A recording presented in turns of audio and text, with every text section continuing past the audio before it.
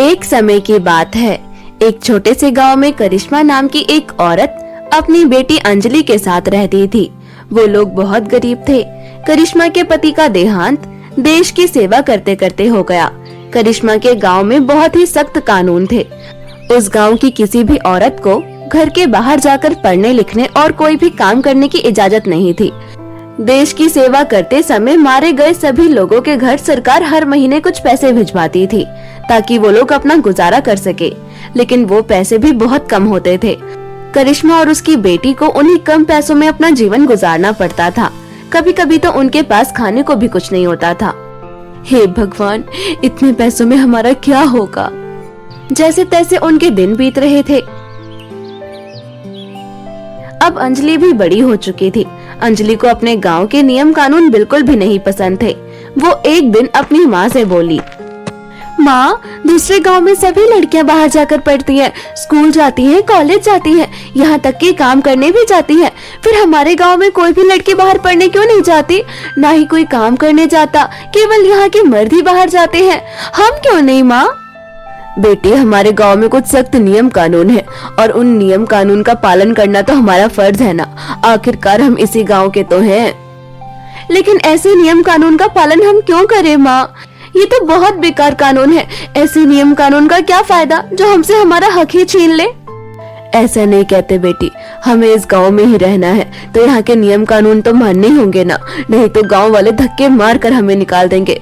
अगर हमें यहाँ से निकाल दिया गया तो हम और कहाँ जाएंगे बेटा? लेकिन माँ, हमें इसका विरोध करना चाहिए ना। देखो ना, पापा की पेंशन इतनी कम आती है जिसमें हम अपना गुजारा नहीं कर पाते। हमें जरूरत है कि हम दोनों में से कोई एक बाहर जाकर काम करे। नहीं मेरी बच्ची, तो चुप हो जा। ये सारी बातें अपने दिमाग से निकाल दे। अब जो जैसा है वैसे ही ठीक है। अच्छा ठीक है माँ, लेकिन अभी मुझे बहुत भूख लगी है। मुझे कुछ खाने को तो दो। हाँ मेरी गुड़िया, तू आराम से बैठ, मैं तेरे लिए कुछ गर्मा गर्म खाना लेकर आती हूँ। ऐसा कहकर करिश्मा रसोई घर में गई। रसोई के सभी डब्बे बिल्कुल खाली थे। उनके घर में राशन नहीं था और ना ही एक फूटी कौड़ी थी। अब हम क्या करें? हमारे पास तो 1 रुपया भी नहीं है कि कुछ बाहर से जाकर ले आए। अब मैं अपनी बेटी को क्या दूं खाने को? ये कैसे हो सकता है? हमारे घर का राशन इतनी जल्दी कैसे खत्म हो गया? करिश्मा बहुत ही परेशान हो गई।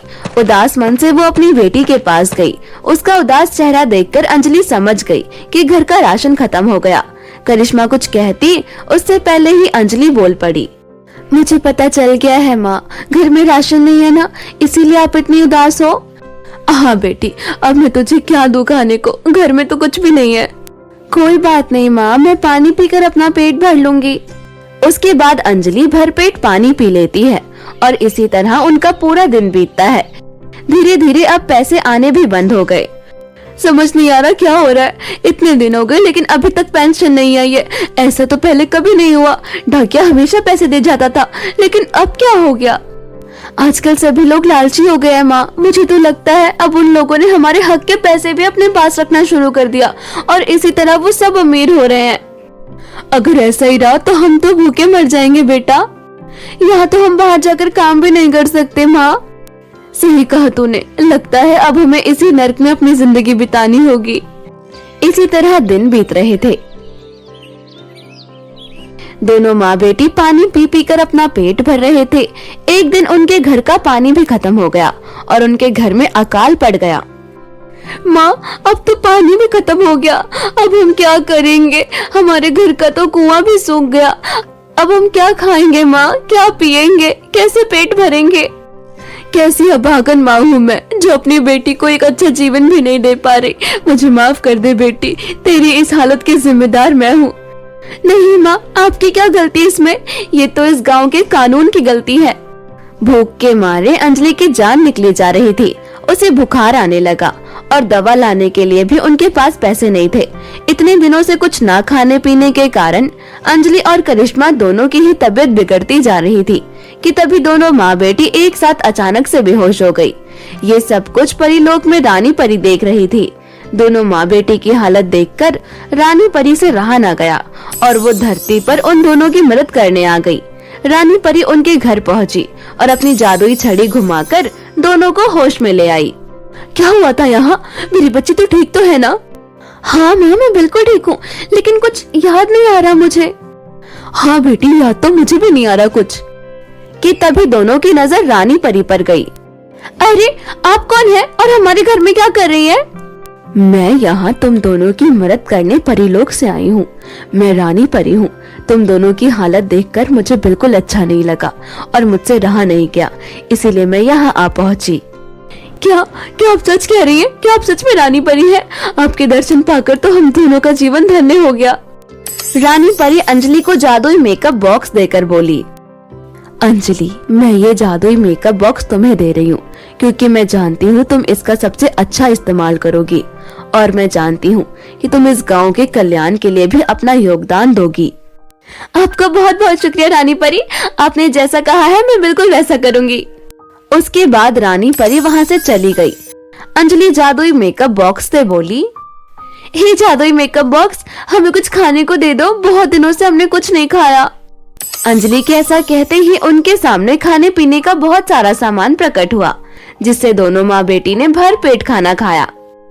माँ, पिताजी की तरह गांव के और भी आदमी होंगे जिन्होंने देश की सेवा करते करते बलिदान दे दिया और उनके भी परिवारों को आज ठीक से पैसे नहीं मिल रहे हैं।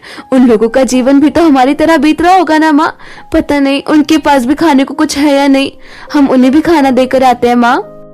उसके बाद करिश्मा और अंजलि जादुई मेकअप किट से ढेर सारा खाना मांगती है और वो खाना बांधकर बाकी लोगों के घर पहुंचाना शुरू करती है। ये लो बहन, तुम्हारे लिए खाना है। तुम्हारा बहुत बहुत शुक्रिया करिश्मा बहन, अब तुम्हारी वजह से हमें खाना मिल गया। हम तो भूखे ही सो रहे थे इतने दिनों से, मेरे बच्चों का तो हाल बहुत बुरा था। तुम्हारा बहुत बहुत शुक्रिया। दोनों माँ बेटी इसी तरह पूरे गाँव में खाना बांटकर पुण्य कमा रहे थे, लेकिन अभी भी अंजलि को अपने गांव के नियम बदलने थे। इसीलिए अंजलि जादुई मेकअप बॉक्स के साथ गांव की पंचायत के पास पहुंच गई और वहां अपनी बात रखती है। मेरा आप लोगों से निवेदन है कि इस गांव के नियम कानून को बदला जाए, क्योंकि इस गांव की बेटी और बहू का पढ़ना लिखना भी तो जरूरी है। अगर वो भी पढ़ लिख पाएंगे तो वो अपने पैरों पर खड़े हो सकेंगे और खुद मेहनत कर पैसे कमा सकेंगे और फिर इस देश की सेवा करने वाले लोगों के परिवारों की जिम्मेदारी आप लोगों को नहीं उठानी पड़ेगी। वो लोग खुद मेहनत कर सकेंगे और एक अच्छा जीवन बिता पाएंगे। वैसे भी भ्रष्टाचार के कारण जो भी थोड़े बहुत पैसे मिला करते थे, अब वो भी हम परिवारों तक नहीं पहुंच पा रहे हैं। अंजलि के ऐसा कहते ही जादुई मेकअप बॉक्स से रोशनी बाहर आई और रोशनी के खत्म होते ही अचानक से सारी पंचायत अंजलि की बात मान जाती है। हाँ हाँ, तुम तो सही कह रही हो, ऐसा ही होना चाहिए।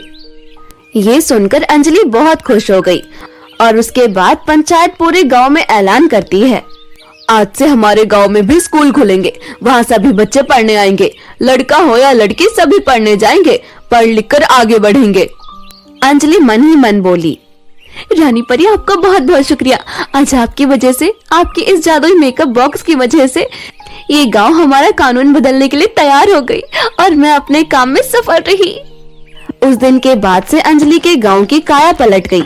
सभी लड़कियां बाहर जाकर पढ़ना लिखना शुरू कर देती हैं और गांव की औरतें काम करना शुरू कर देती हैं, जिससे वो 4 पैसे कमाकर अपना परिवार चला पा रही थी और अब अंजलि और उसकी माँ भी हंसी खुशी अपना जीवन बिताने लगे।